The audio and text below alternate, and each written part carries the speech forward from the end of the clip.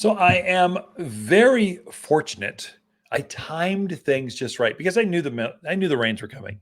So I had fertilized everything in the yard before the rain showed up. And so just at the end of July, fertilized everything in the yard, trees, shrubs, vines, everything.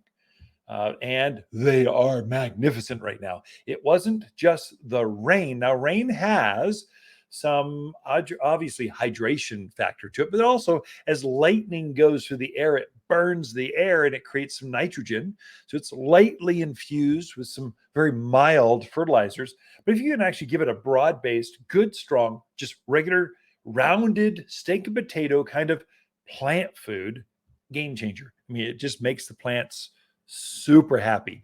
Now, if you've got some plants that just aren't quite blooming, they just don't look like they did a couple of years ago, or they're just your neighbor's yard, they're in full bloom. Why aren't mine?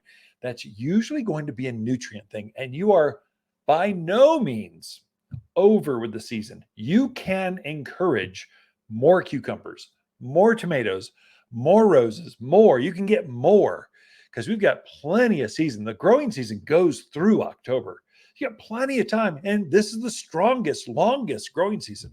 So a little bit of energy now does a lot more than it would have done, let's say, back in the spring or late winter. And so don't give up. You can encourage more flowers. Those grasses, you can get more plumes on those. Those roses, you have a whole nother set of flowers coming off of that. They could be the best show is in the autumn. Autumn has the best flowers. But here's an insider tip. What is a good fertilizer? I mean, it just gets confusing.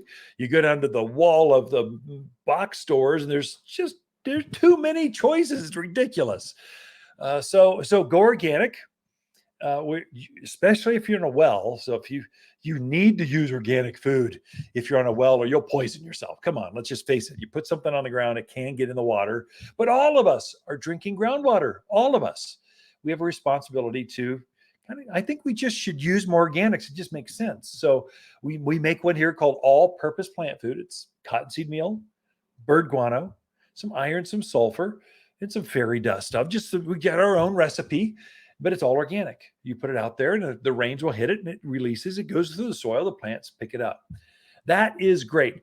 Now, here's where I was going with that. I've been pushing that for a month or 3 or 4 weeks. If you're not blooming the way you want, if you're not fruiting the way you want, if it's in a container or a raised bed, phosphorus, that middle number, that's what brings out flowers. And I made a liquid phosphorus. It's called Flower Power. So it's 48% phosphorus. So it's 40. That middle number is 48%. Is as high as I could go and still keep it liquid. After that, it starts to coagulate, kind of settles, and it's not as effective. But 48%. That was the magic recipe that made it all available. You put it in a watering can, 1 scoop per gallon. You water in your container plants, your flowers, your vegetables, and within 2 weeks, you're going to see more flowers and more fruits because that middle number, that's what forms fruits and flowers.